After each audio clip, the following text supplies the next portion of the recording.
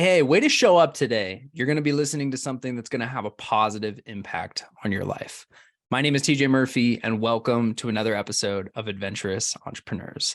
My guest today is Mandy Capehart.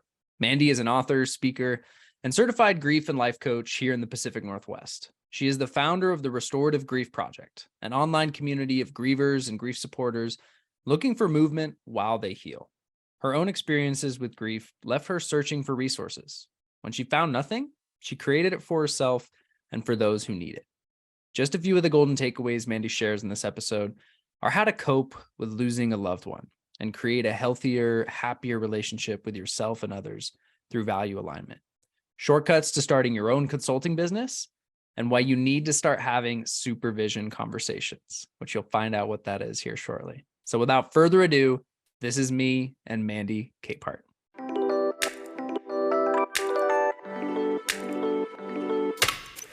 Welcome to the Adventurous Entrepreneurs Podcast. I'm your host, TJ Murphy. Since quitting my corporate 9-to-5 and starting a business while backpacking through Asia back in early 2017, I've had the privilege of learning from some incredibly adventurous entrepreneurs. Through these conversations and my own journey, I've learned that much like in life, entrepreneurship is an adventure. On this podcast, I explore the journeys of top-performing leaders in their fields. These wide-ranging conversations include tactical business advice, how I built this insights, lessons in leadership, life hacks, travel stories, favorite hobbies, and insights into living a purposeful and joy-filled life. Adventures await us, so let's dive in.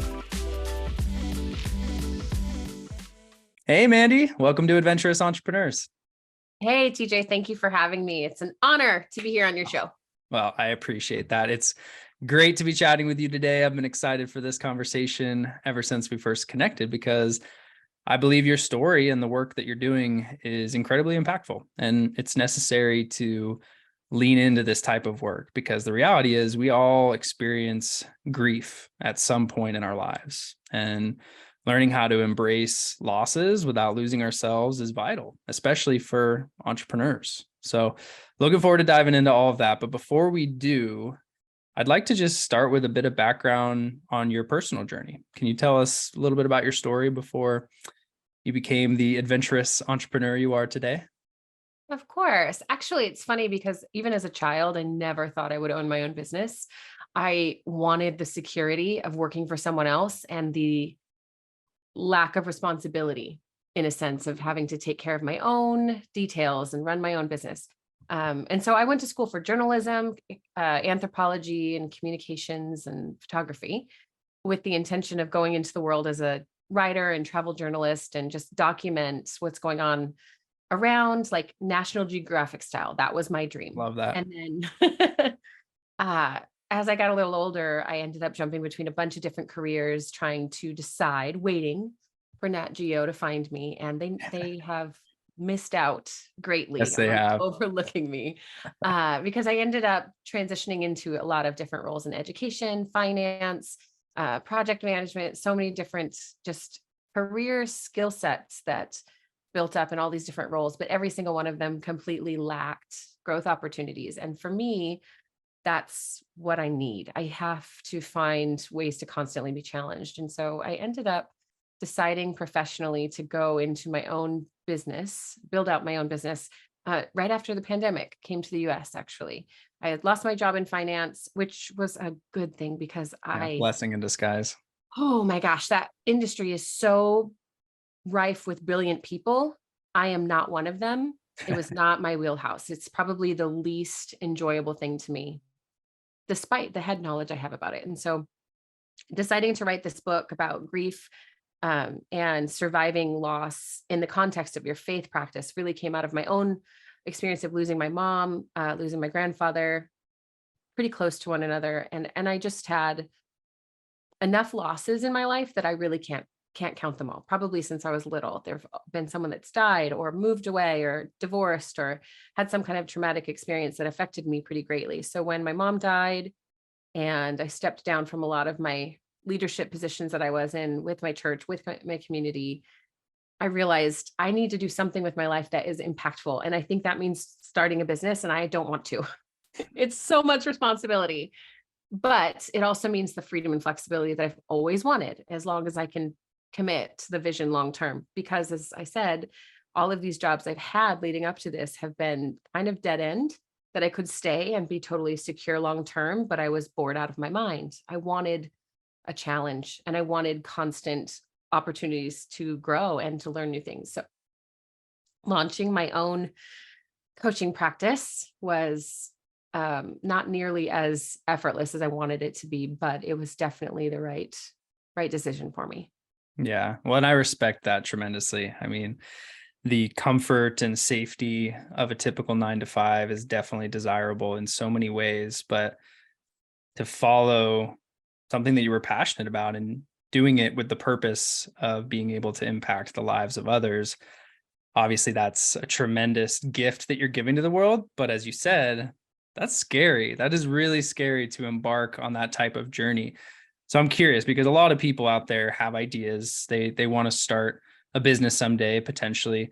What were some of the things that you did during that transition? Obviously, getting let go by the company you were working for made it a lot easier to Yeah. start a new pursuit, but Vision made. Vision made. Yeah. I mean, sometimes the pieces just fall into place like that.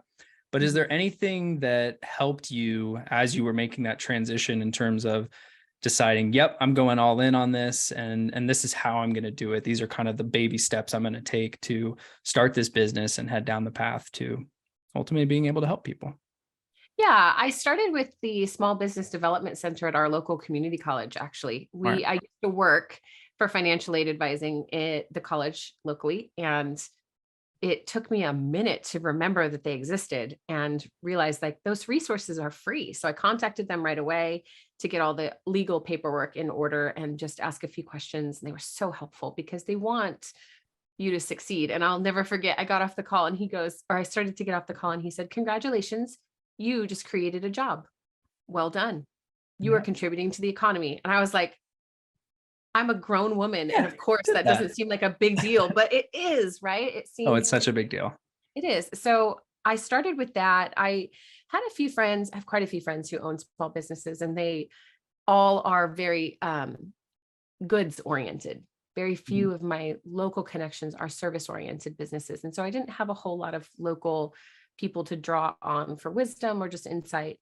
So I turned to Twitter and Instagram and started connecting with people that I didn't even start with LinkedIn. I just went for the socials Yep. specifically because my service industry is around grief and loss and life coaching as well. And so I wanted to, first of all, connect with people potentially who could become clients, but also find other business owners doing something similarly and take notes and pay attention to not the content that they're creating or putting in the world, but the way that they're presenting it. Because I think that that's something we get really caught up on, is trying to mimic the business owners around us and become just like them, when the reality is I am my brand, right? As much as I can say Restorative Grief is the brand or the book is the brand, my face, Mandy is the brand. I am the brand, right? And Yeah. so reminding myself that my unique perspective, my approach, the way I show up in the world is what creates magnetism towards what I'm offering was really important, because then I could say, well, how do I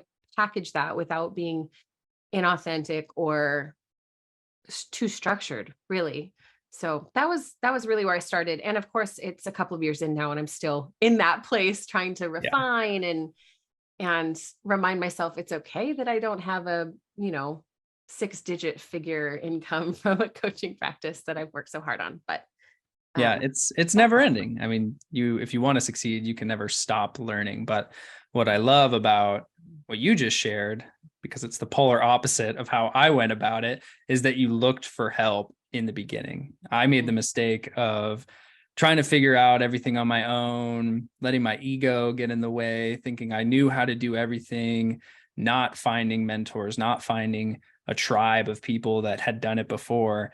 And that is a recipe for maybe not disaster, but a much slower runway to success. So I love that you went to the SBA. They have tremendous resources. Anybody, if you're close by to a university or a community college, more likely than not, there is something SBA driven there where you can plug into resources, workshops, find mentors that can really help you just shortcut so many of the things that slow people down when they're starting a business. What I also loved though, Mandy, is that you found people that were already doing what you wanted to do. And I'm curious if you had any, secret sauce, if you will, any tips for finding people and how you went about kind of deciphering what was working well for them and what you wanted to apply in your own business. Well, I think we all have, so this will sound a little bit like this is kind of how I approach coaching relationships too, is we all have something that makes us feel fully alive, right? We all have, Sure. we may not identify it in name, but we know what it is when we see it or we experience it. It just hits you in the center of who you are, and you can't put your finger on it, but you need more of it.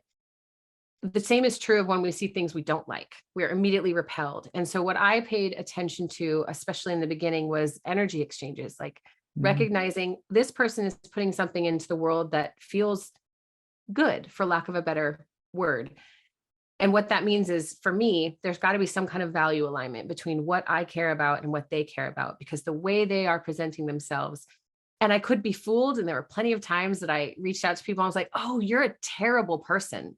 Yep. That's okay. You're a great marketer. You're just putting on a face on social media. Totally. But, yes. yeah. Which is, for me, a huge, like, inauthentic. I don't want to do that. I don't want to have a persona for work and a reality personality. So I think for me, I recognized, well, I really like the way that this person presents their information. They're inviting me in. They're not packaging a program. They're asking me to reflect. They're not asking me to buy into something. And I think with specifically in the coaching world, it's really, really difficult to be a coach that doesn't have a program to sell. That's where I sit. That's where a couple of my friends that I consider peers that we have, we call them supervision conversations, but we call each other once a month and we just share like what's going on in our practice. What do we want to focus on? Where do we need some feedback? And that peer to peer mentorship has really given us the courage to continue as coaches without a program to sell, without a package deal, because it's not possible to be really effective with anyone selling them a package. It feels we're in the people business. And if we can't read people, number one, when we're looking for people to pay attention to or to glean from, then we need to go back and do some more work on how to interpret characteristics and pay attention to what people are presenting, because that's, especially with grief work, that's really, really quite easy to fake. Yeah, for sure. I'm curious about the supervision conversations. Do you guys have a standard structure to those calls? Like when you're preparing for that, do you come in with a specific topic and like just run us quickly through how do those calls work? Because I love this idea. It's something I think a lot of people would get value from.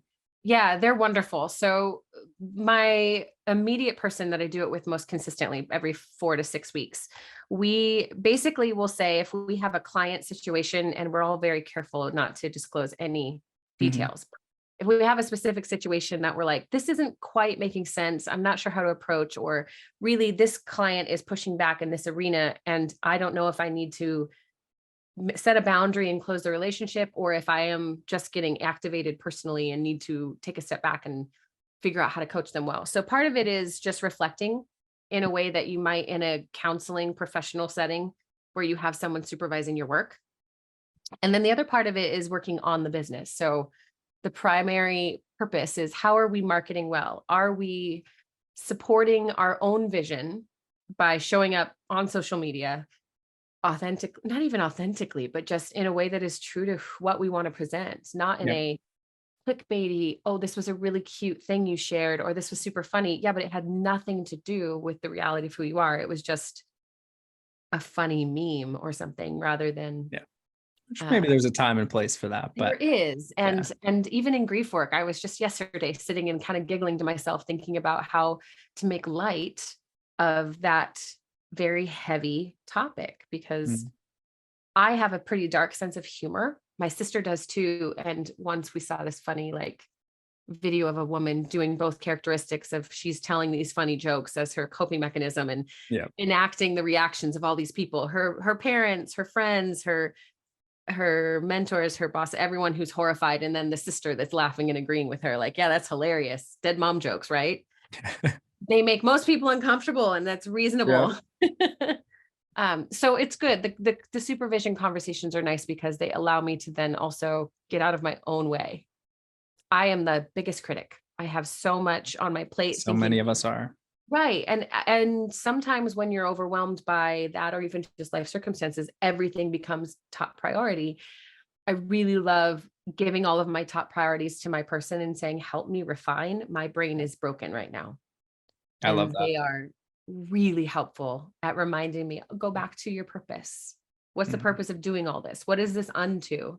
And that has allowed both of us to really recognize, like, you're right, I should close down my clients right now, or like close my open spots because I Yeah. have too many, or maybe I can take on more and offer this specific type of coaching or support. But it's No, wonderful. it's a super valuable practice. And there's so many ways you can do it, but Mhm.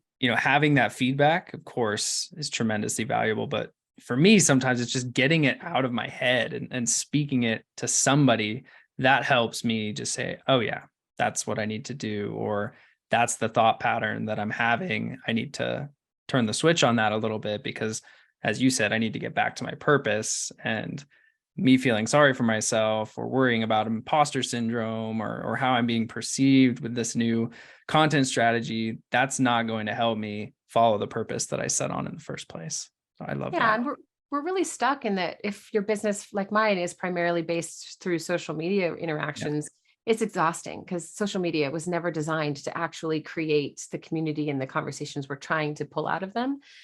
So imposter syndrome is it's like scratching the surface of how complex it can be when you're on that platform and trying to build a community of people. I was telling her this at one point in our meetings. I was so frustrated because grief specifically has so much nuance.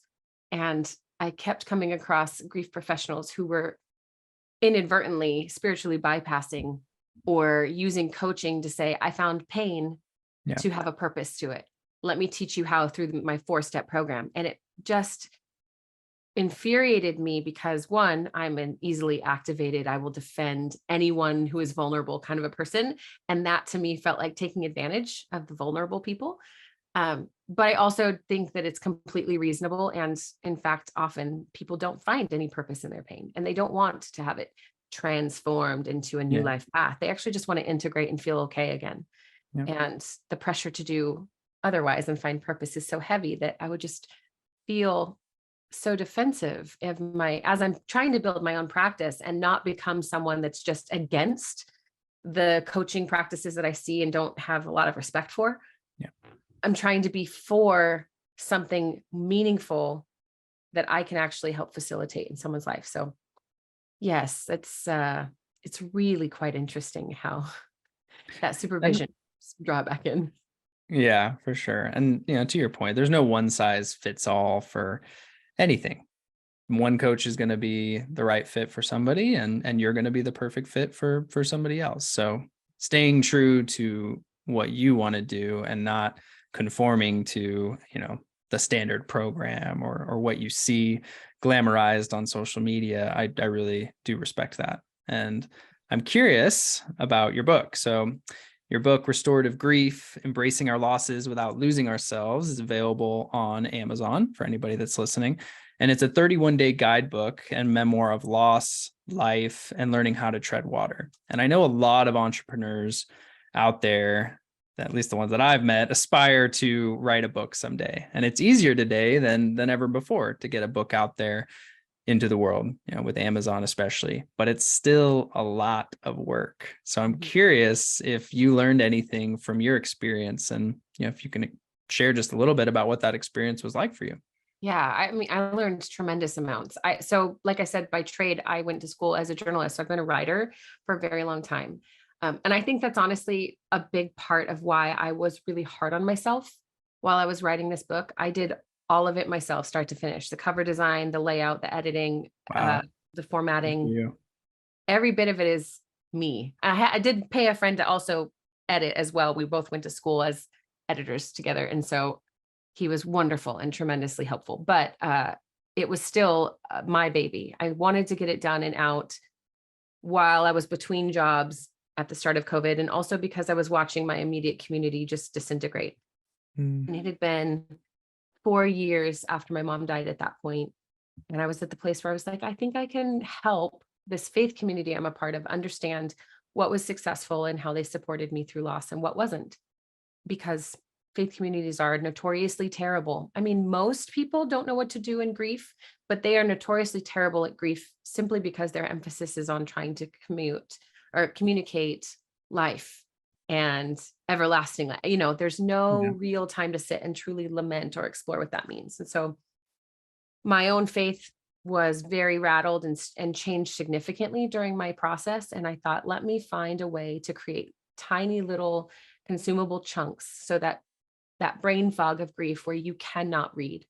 And I'm sure there are people who are like, oh, I was grieving and I was reading just fine. Yeah. In my experience, and most people I've ever worked with, that is not the case. Being able to read and retain even fiction when you are grieving is kind of a joke. Yeah. So this book is very punchy and challenging. I have a lot of friends who've bought it and I ask, hey, it's been a year since you bought that. Have you gone through it? And they're like, no, I'm terrified. I can't read it. I was like, I understand that. I'm not offended. I get it. Because even I've gone through it a few times myself after the fact and just felt there's a lot of weightiness to it, but the invitation within it is really to become open-handed. How do you recognize everything that has served you and allow it to pass if necessary, because you are grieving and you will experience secondary losses as a result of this primary loss, whatever it is, whether it's a death, a move, a divorce, a missed opportunity, a broken expectation. Grief is so much more vast than death. And we, as a culture, just have not created space for that conversation. And so this book has really just been a platform for me to recognize that I see where you're at, dear sweet human, and I might not be the right person for you. This book might not be right for you. Um, as a side note, because it is faith-based, I have a lot of friends that I've met who are not faith-based, who are Mhm. maybe they're humanist perspective, maybe they're atheists, maybe they're deconstructing their faith and they just don't know where they land. And I've been very clear, hey, this will activate the pain you're already going through. Do not read my book. Don't bother, not offended, don't pick it up. I Yep. can work with you separately, but let's not go down that road.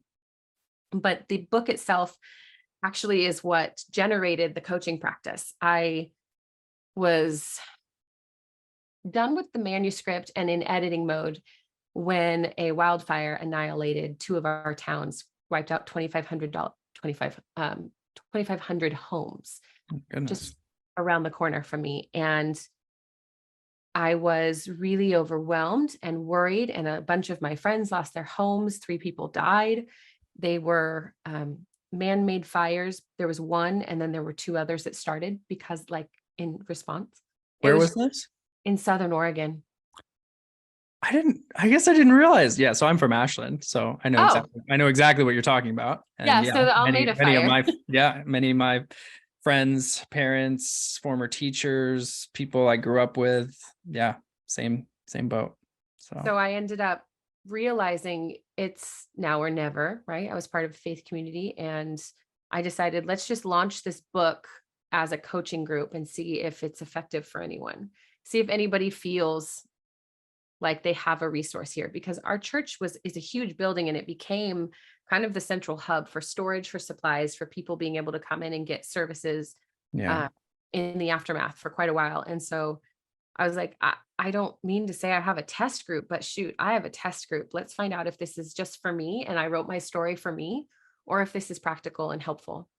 So the coaching group launched online that fall and it was quite good. It went really well. And I mean, to this day, majority of my clients are still fire survivors who are working through the secondary losses of security and of peace of mind and of feeling supported and then forgotten and all the So other much things. there.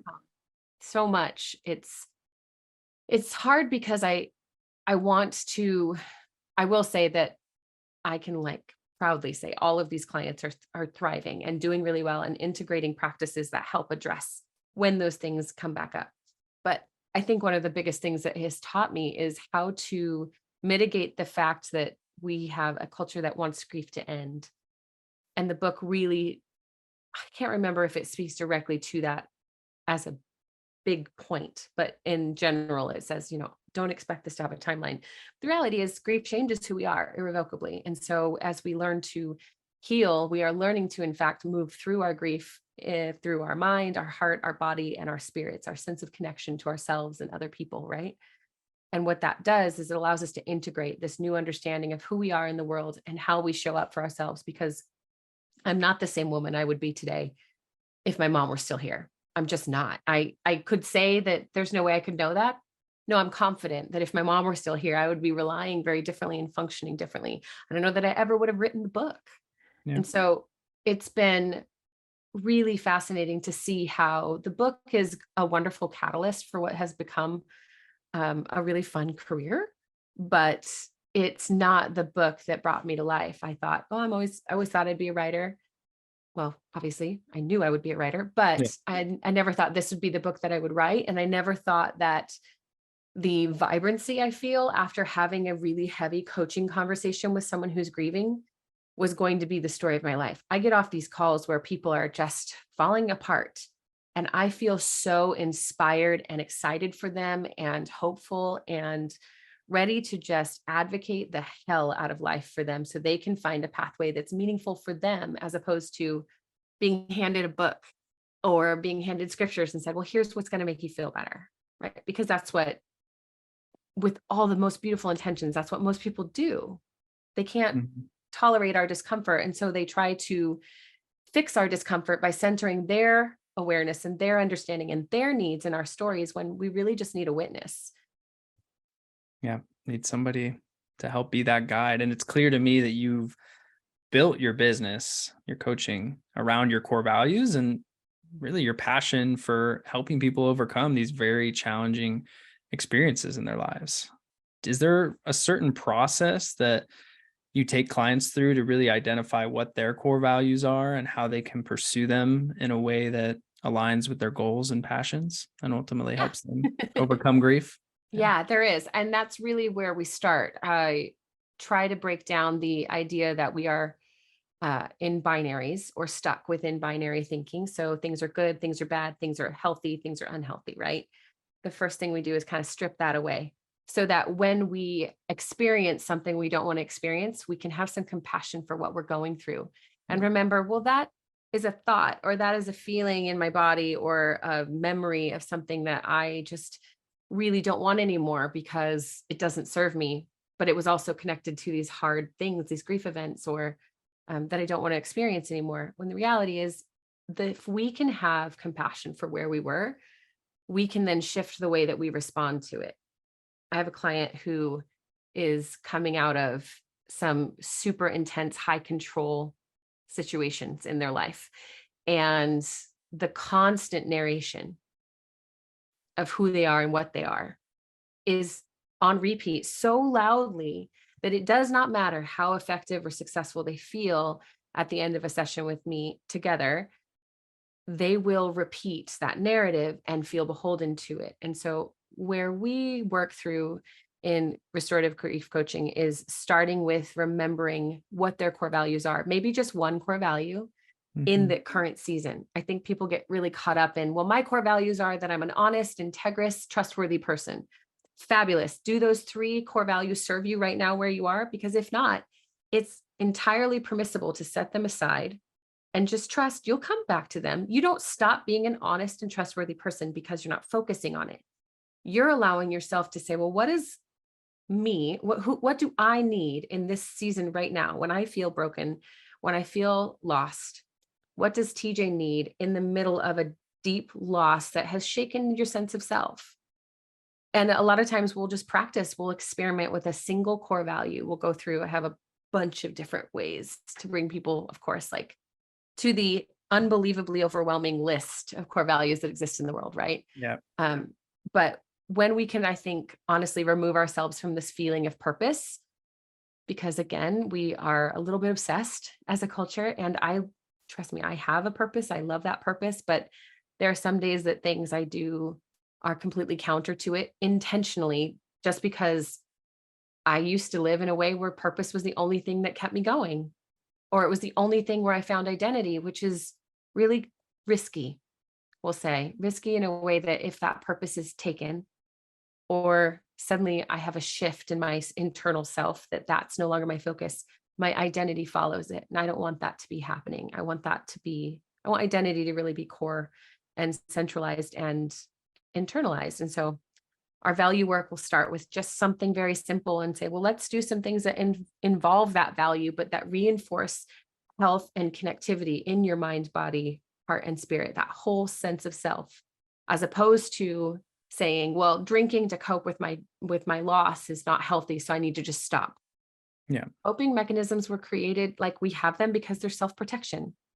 They're not inherently bad. They can be dangerous if we're not careful or if we're not intentional. But again, until we really get honest about what we're experiencing and why, and have a sense of self to go along with that, it's really hard to coach anyone. It's hard to create a consistent path for ourselves that has any meaning if all we're doing is saying, well, everyone keeps telling me I need to stop drinking, so I guess I need to stop drinking. Yeah. You'll do it until you feel good enough about yourself, and then you go back to things like that again. And so, yeah, the core value work is integral. Yeah. And that sounds like the base, the foundation for everything that comes after that with your coaching. For people that are not working with somebody like you, they're not working with a coach, would you still prescribe that same first step to really hone in on a fundamental core value? Or is there something tangible that somebody that may be going through the loss of a loved one or a failed business or a missed opportunity and is deep in grief, but hasn't taken that step and reached out for help just yet? Is there something that you would recommend them to really start with?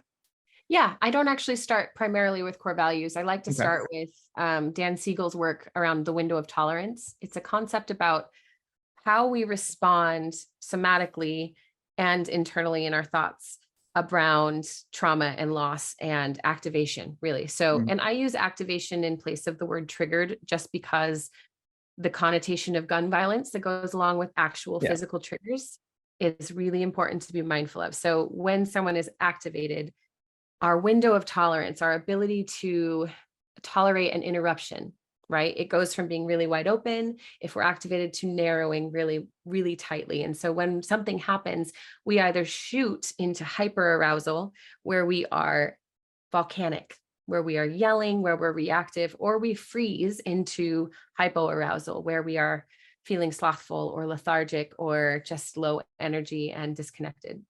So the window of tolerance, that language gives us an awareness that we can then use to create compassion for ourselves. If you've ever grieved something, I know you will have a memory of at least one time that you were really hard on yourself and said something like, get yourself together, buckle down, pull up your bootstraps, focus, get the work done, just get through this and move on. And all of that language is really violent language towards a person who is grieving and in pain. And so that window of tolerance allows us to recognize, kind of take a step back and recognize, wow, I've been through a lot in the last 24 hours. No wonder I'm snapping at people. No wonder I have no energy.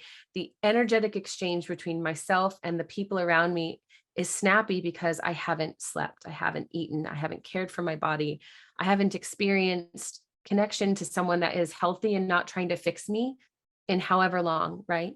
And Yeah. your window of tolerance can fluctuate throughout the day, but that awareness is what allows you to then take a step back and say, okay, what I'm doing doesn't work right now. What I Mhm. need is something different.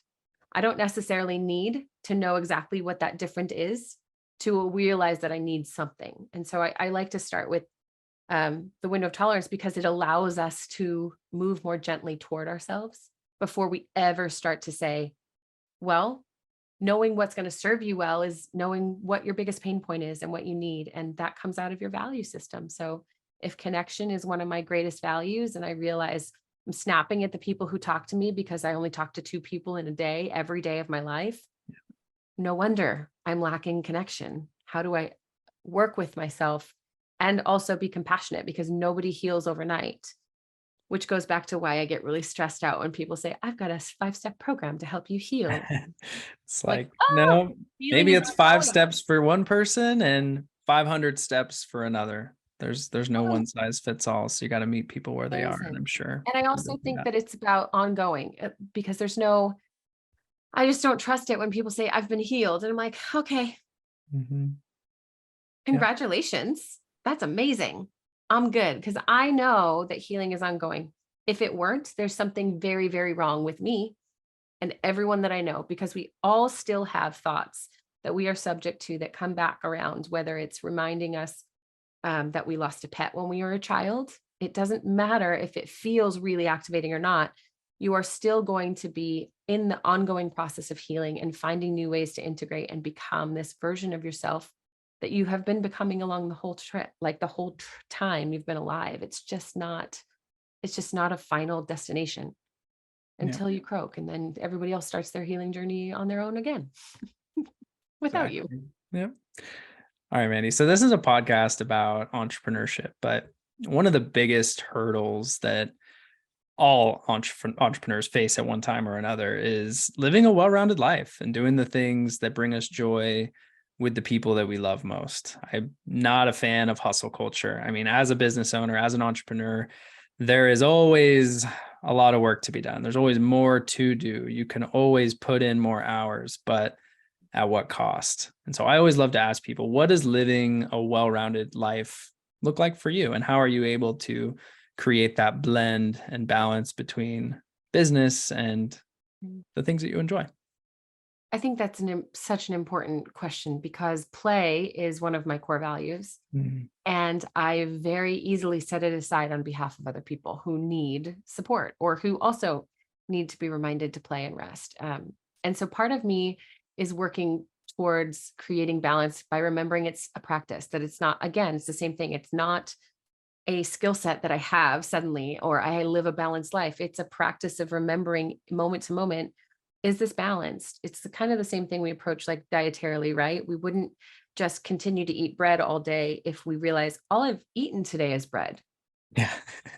Is that okay for me today? If I'm really sick, maybe that's the only thing I can tolerate. But most days I know that I need some balance to my sourdough carb intake.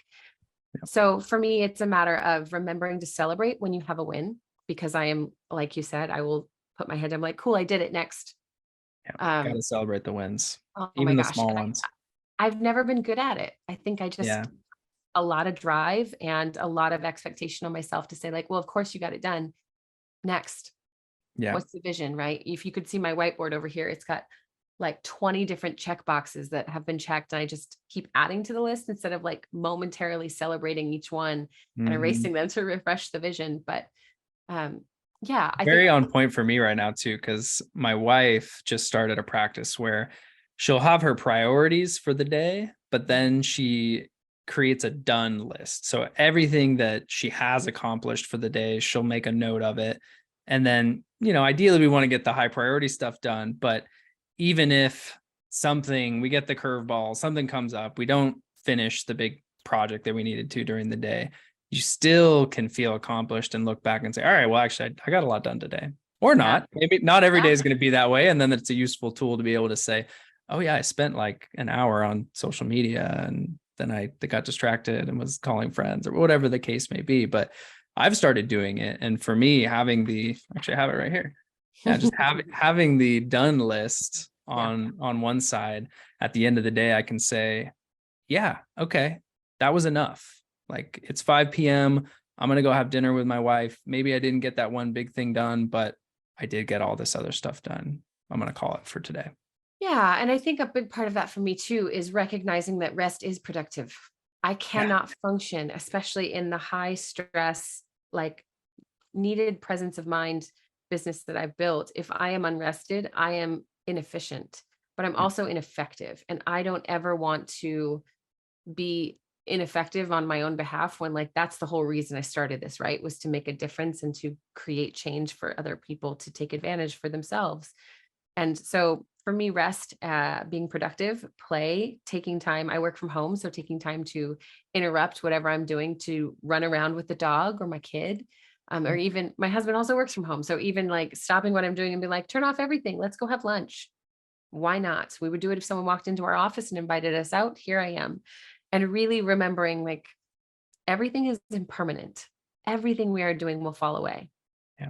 Everything. And this is the work I do, right? So I sit and I meditate on thoughts of ephemeral nature of life and how to balance this idea of attachment healthfully without suffering, or how do you have ethical non-attachment to your own child in a way that doesn't lead you to just disconnect because you don't want to get hurt, right? How do you still stay present? So I have all these thoughts in my head, and then I have to take a step back and evaluate, yeah, you know what I'm putting my time toward does not matter. It doesn't affect anything important to me.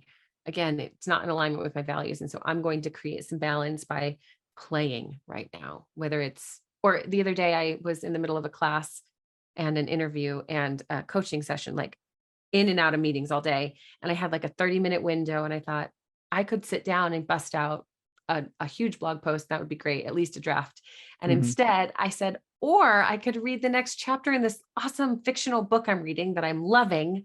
I think I'll do that instead. And I turned off everything in No my shame, office. no I guilt. sat there, Yeah. put my feet up.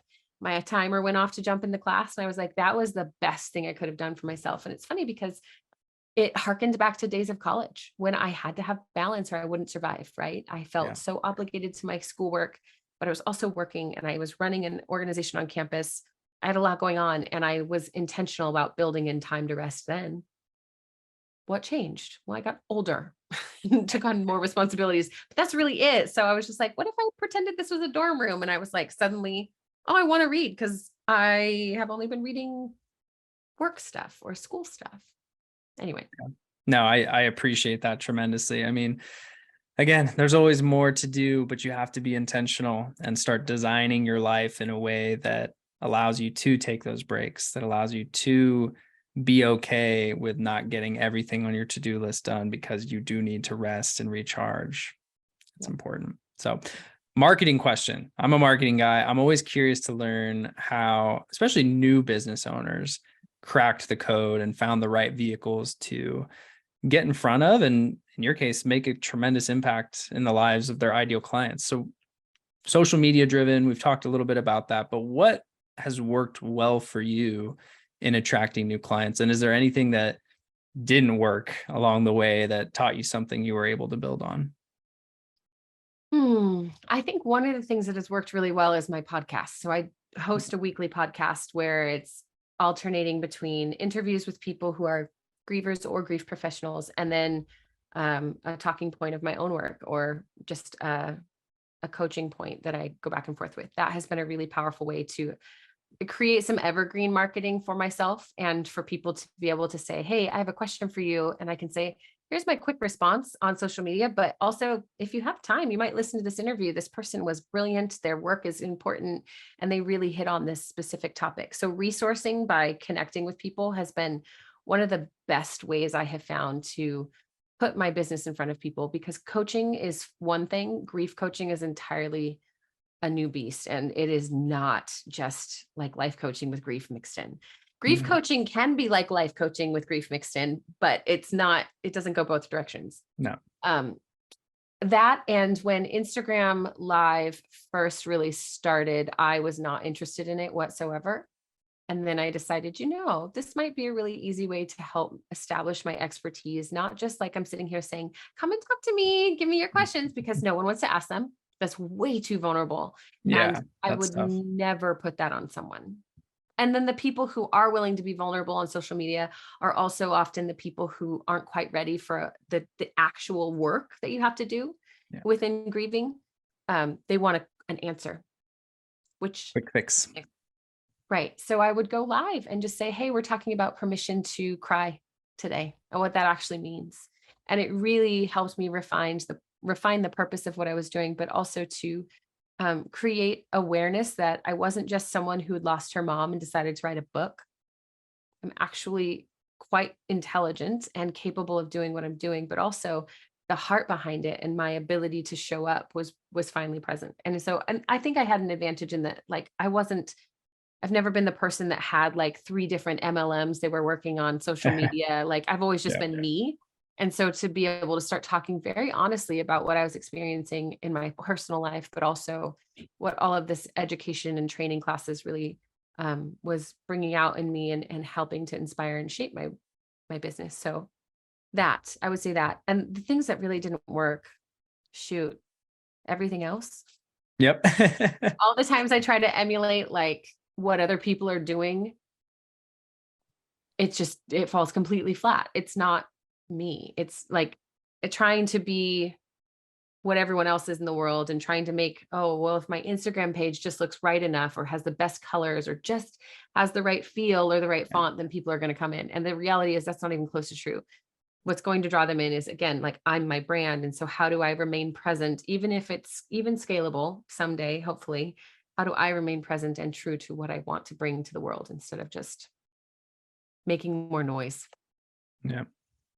I appreciate that, because at the end of the day, it's good to learn from others, and there's a lot to be said about, kind of shortcutting the path to success by following someone else's success. But if you try to be someone else, especially when it comes to social media, people will sniff out that inauthenticity a mile away, and it will be crickets, and it won't feel good doing it. It won't be fun. It won't be sustainable. You won't be able to be consistent with it. And that's something that I've learned the hard way as well. Trying to be like all the flashy marketers that are out there. That's not me. The more that I've done it and learned that I want to talk about positivity, I want to talk about work-life balance, I want to talk about, not buying into hustle culture. Like, that's my brand. And marketing is a part of it too, but it's not all of the hacks and tricks and 10 ways to get ahead that you see out there. So If I hear one more life hack, I'm just going to be like, okay. it's not though. You're just intuitively using a thing that existed and already had fun new ways to brush your teeth, the more effective ways. I'm like, why? Yep. Just The wheel is working just fine. Your brushing toothbrush for 2 works minutes, just you're fine. good. Right. Like the things we do to try and get attention Yeah. are so exhausting. And I've been thinking about this. You kind of just sold me on the idea. I've been thinking a lot lately about unfollowing nearly everyone I follow on Instagram in my own niche, but also even, is it niche or niche? I don't know. I think it's both. You In can, my own I say arena. both sometimes. Depends on the context. Yeah, who knows? Yeah. So, but just like deciding, let me just shut the noise down because I'm comparing myself Yeah. or comparing my work or comparing someone else's success or unintentionally stealing someone's ideas, not Mhm. trying to, but realizing like, oh, yeah, I'm writing something, but this is none of my work. This is not what even matters to me. This is something I read on someone else's page that I'm just expanding on. That's not okay. And that's also not the truth of what I want to create, because that's what takes so long to create, right? When you Yeah. sit down to build something and it's feeling really stuck or really truncated or just not clear, I take a moment and say, like, is this actually my thought? Not that any thought is truly an original thought, but Yeah. is this really what I'm trying to say? Or am I just trying to do something meaningful that someone else already did? And I think I can put my own spin on it and make it better. That's just obnoxious. So I think you might have unintentionally convinced me. I think I might go Well, unfollow. and now you're convincing me. I think it is something we should do every couple Yeah. years, if not like every quarter. Just go through and do a reset. Like, who am I following that is just pouring negativity into my feed, or that is no longer serving me? Get rid of anything that isn't inspiring you, educating you, or Mhm. delighting you.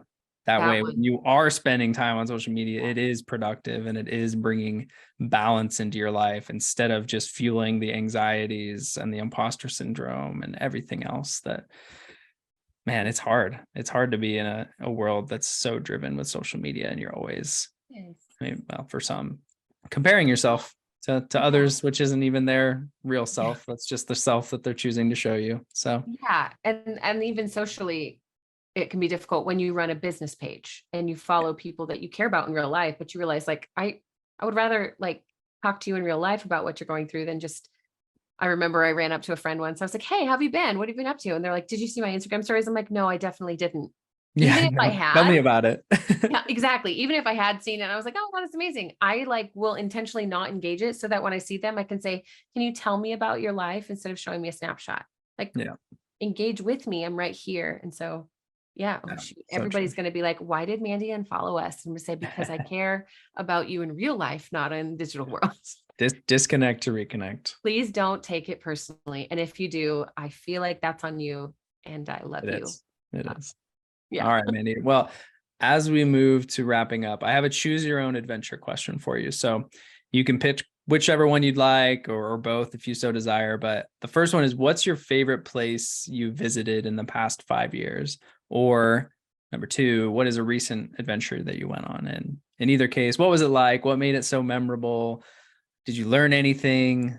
What was like the best meal you had there? Give us some of the details. Oh man. Okay. So the last 5 years, to be fair, 4 of those have been during a pandemic, right? Three Yeah, of true. Can be uh longer yeah. ever in your life if you so Ever want. favorite trips. Yeah. Well, I mean, ever favorite trips, one of my favorite places in the world is Glacier National Oh, Park. It oh, is sure. so overwhelmingly breathtaking. And I will never forget just standing. We went swimming in a lake. I don't remember which one it was, but we just pulled off of the trail, drove down, and we're like, let's go swimming. And we dive into the water and we're having the best time. And it's clear as glass. It's just, It it's is. wild. You can see all those bright, colorful rocks down to the bottom, no matter how deep you are. We're like halfway out there and we realize there's people coming down. We're like, oh, look, there's people. Why aren't they dressed formally? Why aren't they carrying a table? What the heck? Is that a wedding cake? Oh, they're having a They're getting doing married out here. the guy was like, don't worry, we'll tag you in the pictures. Just please stay out there. And we're like, Okay. it's weird, but okay. Awkward. I'm not Yeah. gonna say no. I'm gonna do it. Yeah. So we just swam in the background of someone's wedding. That's awesome. That I think national parks are underrated. I realize a lot of people love them and go to them, but I think they're highly underrated. I got to go to Zion. I almost died in Zion a few years ago now that I'm thinking about it, because it was 107. Cool. I drank my entire like 40-ounce water bottle in just a little hike. We didn't even go into the ravine that like the water can be there. It was dry. And we got back and I was dry sweating, right? I'd gotten past, I was getting to heat exhaustion, and I chugged like a 20-ounce coconut water. And I was just like, I'm going to die. I think the coconut water saved my life. Yeah. So that's my favorite place, national parks. I did just go on a trip to Florence with some friends, Oregon, not Italy. Yep. Which is too No, bad. Florida. Still beautiful. Super beautiful. It's a sweet Yep. little town, and It is a cool, quaint little town. I it's a love place that. to really reset quite well. We were actually stayed on a lake at a house on a lake instead this time. And we woke up in the morning and just watched the steam and the fog rising on the water. And there were Mhm. otters in this lake. I'm like, Oh, what? there are lake otters? Okay. And just Yeah. happily right at the edge of the water. It was so magical. And I intentionally didn't take any work related stuff. My Good. brain does things where it'll see something and think, of course, in marketing, right? Because I also do some marketing work on the side for other companies.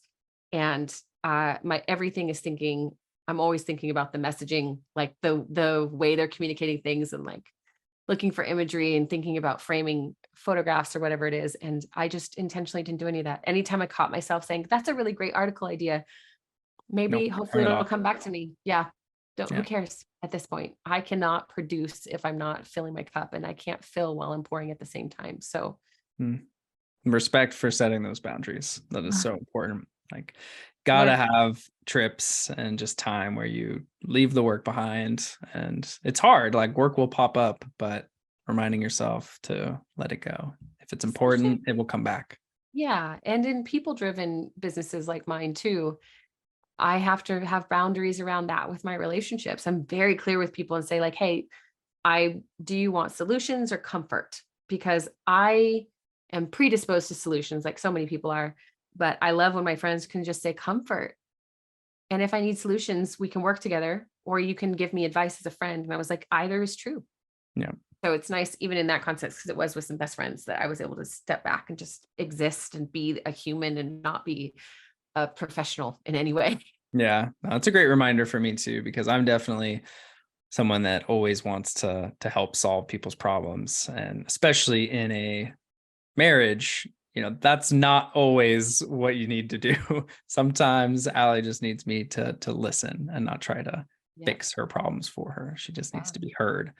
So catch myself in some moments where I'm trying to prescribe solutions and just need to say, oh, that's really hard that you're going through that, but it's normal and it's okay that you feel this way. Yeah, I think too, just I catch myself in the middle of it. I'll start talking and say, hold on, my brain's trying to solve the problem. Do you want insight or just comfort? And it changes things, especially. I'm going to use that insight or Yeah, that comfort. phrase, and even the humility to interrupt myself and say, this is actually not, what I'm saying is not important. because I think a lot of us really believe everything we have to say is the most important thing, which it's just not. Nope, definitely not. Well, I think that's a good place for us to wrap things up. Do you have any parting advice or a challenge for people listening before we wrap up and I ask where people can find you online, socials, all that kind of stuff? I do. So as a certified grief educator, one of the big things I am responsible for, in my opinion, is teaching other people how to witness well for people who are grieving, because 100 times a day, right, I get calls that are like, hey, my person is hurting and I don't know what to do, or they've been hurting for so long and I need to know how to help them. And I need. And so for me, I say, well, actually, what you need does not matter. Yep. What you need doesn't matter. As a witness for someone else's grief, what you need to do is be quiet. And one of the best ways to practice that is to just actively listen without responding, without listening to try and formulate an answer, just being present with someone and saying, I'm here to literally be with you. There's this super silly scene in the movie Lars and the Real Girl. Do you know? I have not seen it. No, I have not seen it. It's wild. It's so funny. The main character falls in love with an inflatable doll. Okay. And at one point, the inflatable doll has become ill and is dying. And he's mourning. And his door opens and people he knows come in and they just sit down next to him on the couch. They've got food in the kitchen or whatever. And they're just knitting. And he says something like, well, why are you here? Because this is what you do.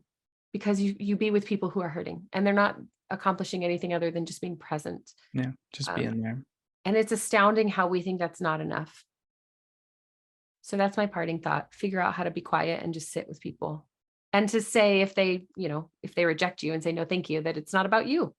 No. I mean, it certainly could be, but most of the time it's yeah, for sure. I love that. Where can we find and support you online, Mandy?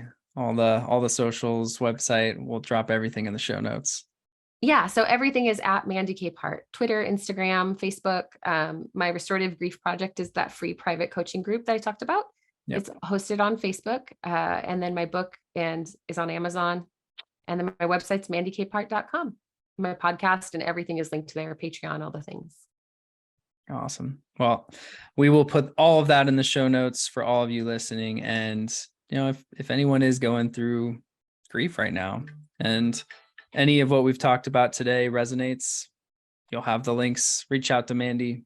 I'm sure she's very open to starting a conversation and helping wherever she can. So thank you so much, Mandy. This has been a very refreshing conversation. Definitely given me some things to ponder, and I appreciate you making the time. Yeah, like I said, it was an honor to come on and be on your show. So thanks for making space for a grief conversation, because they're not so fun. Well, this one was fun. Oh, so good. I mean, like I said, I get really excited at the end of these things, but I understand that that's uncommon. No, it's something that we all go through or will go through at some point in life. So why stigmatize it? Let's talk about it and talk about ways to move on. Well, you'll never fully move on, as we said. Forward. So it's always a process, but move forward. That's the way to put it. Exactly. So thanks again. Yeah. To all of our Adventurous listeners, thank you for tuning in to today's episode. Please be sure to subscribe, download, and share this on social media or with someone you know will get some value from it. Leaving a review goes a long way in helping people find the show, and I personally appreciate reading them when they come in. So please go drop one if you have the time. We'll see you all next week, and remember, whether we're talking about business or the things that bring us joy outside of work, life is meant for exploring. So go out there and live it one adventure at a time.